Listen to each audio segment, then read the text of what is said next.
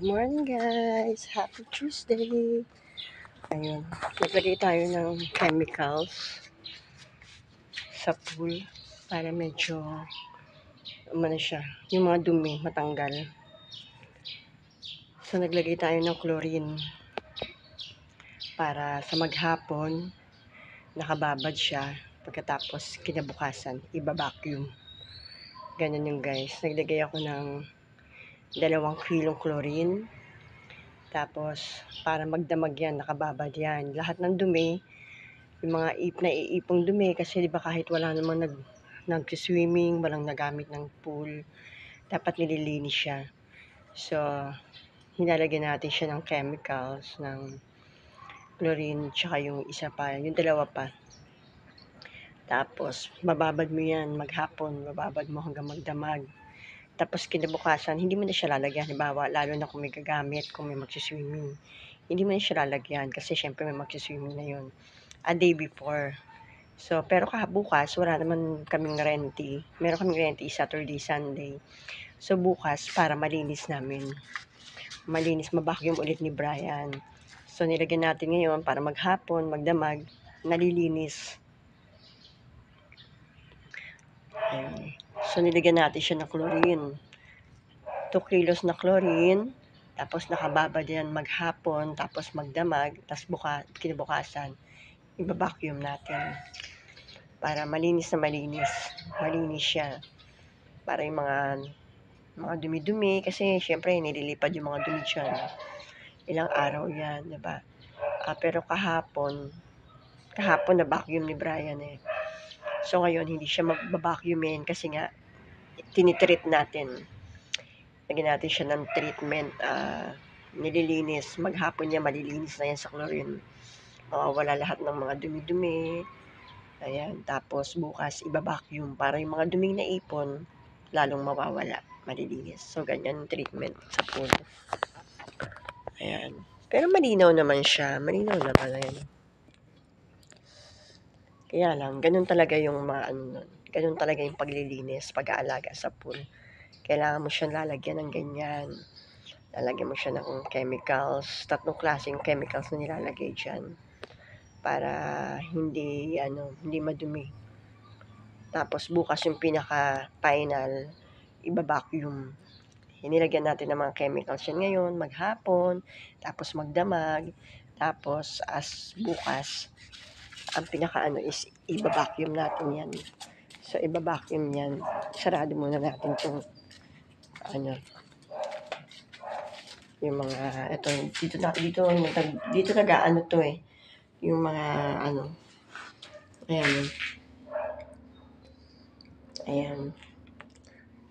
ayan yung mga ino-open pag yung merong kailangan maglinis ng pool, pag-vacuum, ayan yung ino-operate. Ayan yung filter, doon napupunta lahat ng dumi. Dahil pag binacuum ni Brian yung bukas, diyan mapupunta lahat ng dumi. Tapos ngayon, yan yung tatanggalin, tapos lilinisin.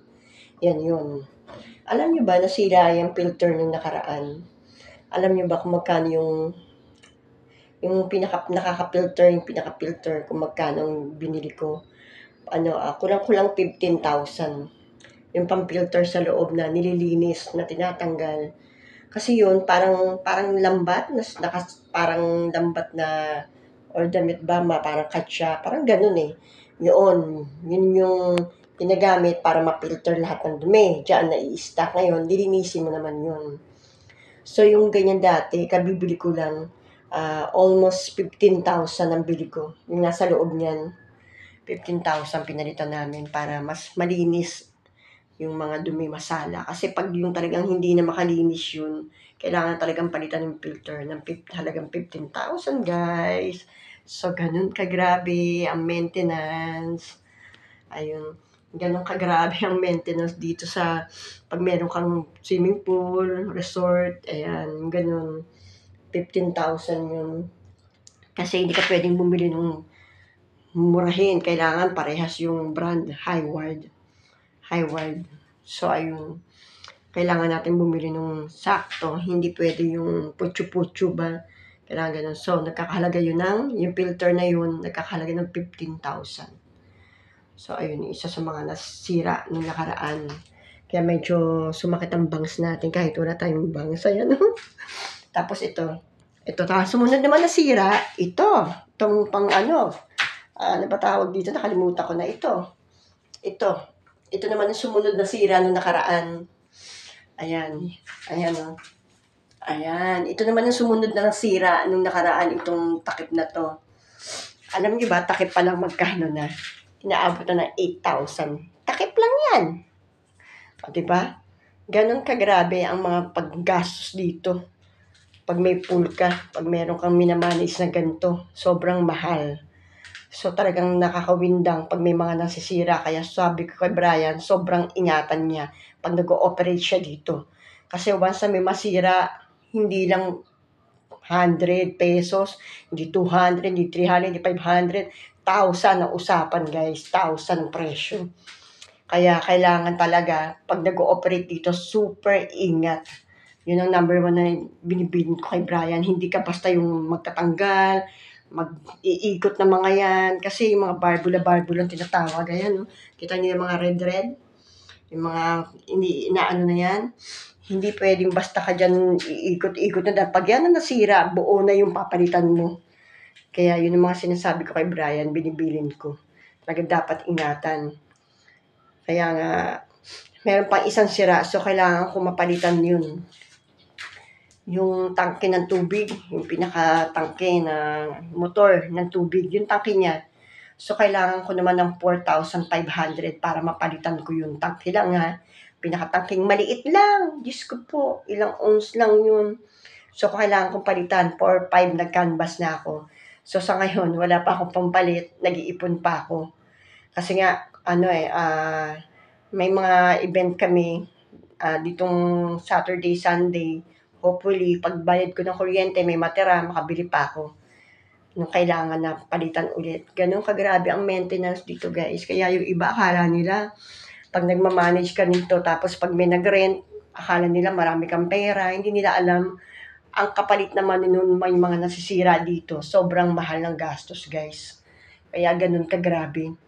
Nagbibigay naman ako guys ng discount dun sa mga kakilala ko. Pero hindi lahat kayang bigyan natin. Kasi talagang ang maintenance nito is high maintenance talaga. Katulad nung kailangan ko magpalit ng motor ng tubig. Kasi nga natagas, natulo. Papakita ko sa inyo ha. Grabe. So kailangan ko ng 4,500. Ayan o. Tinapalan na lang muna namin para lang magawa ng paraan. Ayan. Pakita ko sa inyo ha. Ayan. Ayan. Tinapalan lang ng asawa ko. Ayan o. Pati ito pa sa baba. Ayun o. Ito. Ayan o. Dito ang lakas ng tagas niyan. Ayan o. Makikita nyo naman kasi. Ayan o. Ang tubig o. Natagas siya talaga. As in, natagas. Ayan. Ayan. So, kailangan kong bumili ng ganito. Ayan. Nagtanong ako, 4,500. Hindi pa ano yun ha. Hindi pa siya stainless. So, kailangan kong bumili ng stainless na para hindi ganun kadaling masira guys. Ayan, ayan o. So, ayan o. Kaya tignan mo, bahang-baha dito kasi ang lakas ng tagas. So, kailangan ko mag ng pera para pambili ko nun. Gusto kong bilhin stainless na para matagal ang buhay. Para hindi madaling masira, guys. So, ayan. Ayan yung mga super duper na nakaka-stress na gastos dito. So, yung iba akala yata namamahalan sila, 10,000 ang rent dito. So, namamahalan sila. Binibigyan ko sila ng discount. Kung konti lang naman din sila. Kung ilang packs lang.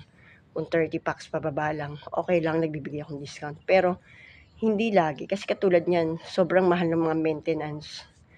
Ang everyday na nilalagay namin sa chemicals, magkano na. So, kwentahin mo yun sa isang buwan. Kahit walang nagre-rent, kailangan meron kaming chemicals na nilalagay. Kasi, para ma-maintain yung cleanliness. 'Di ba? So ngayon, nag-iipon ako ng pera pampalit dun sa na yun, sa tangke ng tubig. So papalitan natin yun. Nag-wait pa ako ng pera. Kailangan, gusto ko kasi, kung bibili ako, yung stainless na ba? Para hindi naman yung papalitan naman ako pagkaraan ng ilang buwan. Gusto ko yung pang matagalan na. So, hindi lang 4,500 ang gagastusin ko kung stainless ang gusto ko. baka abutin ng kulang-kulang 10,000. So, wala pa akong hawak na pera sa ngayon, kaya dapat medyo maghigpit ang sinturon. Yun yung mga ganong ano dito, mga gantong pangyayari dito sa resort, Buhay Resort. Yung iba hindi nila alam yun. Akala nila pag may resort ka, super duper. Pag mayroon nag-rent, marami kang pera, hindi nila alam. Siyempre, ibubukod mo yung mga expenses, di ba? Ang halos wala kang kita kasi yung expenses, labas lahat yun. Lumalabas lahat. Hindi pwedeng pabayaan na hayaan lang na tumutulo. Hindi pwede yun. Masama kasi yung may mga natagas, di ba? Yung mga may natulo na ganyan. So, yun ang next project ko. Kailangan ko siyang palitan, tangke ng tubig para dun sa motor kasi tumatagas ng tumatagas. Hindi na makuha sa pagtapal-tapal. Ayun, kaya kailangan natin kumita para at may mag-rent para makabili tayo nun, guys. Ayan. Ayan. So, nandito ako kasi chine-check ko. Nandito ako sa resort kasi chine-check ko kung saan ko ilalagay yung mga Christmas light na binili ko. Bumili kasi ako ng 3 Christmas light. Para nga ilalagay ko dito since Christmas na, tapos maraming magre-rent ng hopefully, maraming magre-rent ng mga Christmas party. Kasi may mga suki naman din ako last year. Sabi nila pag nag-Christmas party sila, dito ulit sila, yung mga kaibigan ko, mga kakilala ko sa mga co-workers, di ba? Ayun, mga friends. Ayun, kaya so kailangan natin lagyan ng mga Christmas light. Iniisip ko kung saan ko ilalagay yung Christmas light. Ko muna, nagmumuni-muni ako. 3 Christmas light ang binili ko. Siguro doon, nakikita niyo yung pader na yon. Yan, yung mga pader na yan. Diyan ko balak ilagay yung mga Christmas light. Diyan ko ilagay, mamaya, pagsisagaan kong ilagay yung Christmas light. 3 kasi yun. Yung isa parang merong, hindi ko alam kung saan ko ilalagay yung isa. Kasi yung isa, alam niyo ba yun, yung parang uso ngayon yung nakadikit sa pader, tapos yung parang may gumaganon. Yung parang akala mo fireworks. Pero nakadikit lang siya sa pader. Iniisip ko kung saan ko basta ilalagay kasi kailangan nakasaksak siya sa kuryente. Hindi katulad ng 2 Christmas light na binili ko, solar lights na yon. So, hindi kailangan nun ng kuryente. Kaya pwede ko siya ilagay doon sa pader na pinakita ko sa inyo kanina, kung doon sa dingding na yon. Doon ko lalagay yung mahaba naman yun. So, palagay ko kasya yun doon. Ngayon, yung sinasabi kong parang fireworks na Christmas light, hindi isip ko kung saan dingding ko dito ilalagay. Dapat yung kasi sa dingding yung patag, yung dingding yung flat. Hindi pwede yung mga gantong dingding. Hindi pwede mga gantong dingding kasi yan bukol-bukol. So, kailangan ko ng flat na lalagyan ng Christmas light. So, iniisip ko kung saan yung Christmas light na fireworks. Ayun. Kaya ganun, guys. Ayan, diba?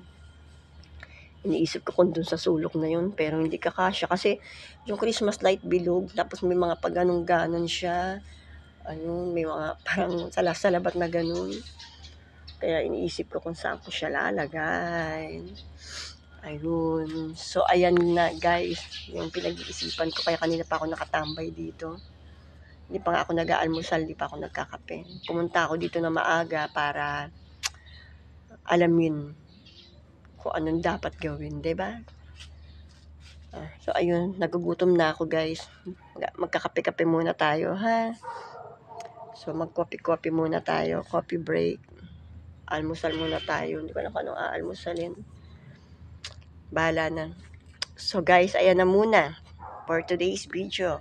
Thank you for watching. God bless us all.